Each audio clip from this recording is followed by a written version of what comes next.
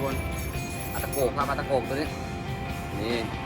ได้มาอีกตัวครับผมรอติดตามชมต่อไปนะครับไป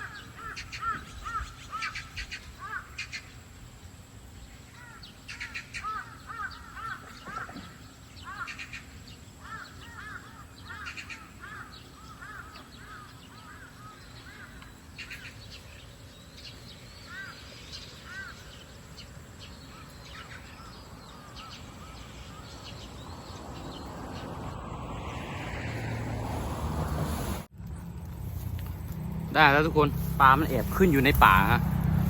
กล้องมาถ่ายยากด้วยไม่มีที่เหน็บกล้องด้วยเมื่อกี้ตัวโลมายิงไม่โดนหรือไม่ได้ยิงตัวนี้เข้าไปยิงในป่าเมื่อกี้เข้าไปยิงในป่าเมื่อกี้แอบกินยอดอ่อนต้นไม้รากไม้อยู่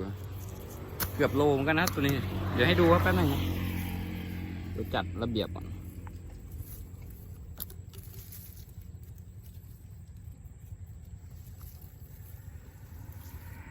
นี่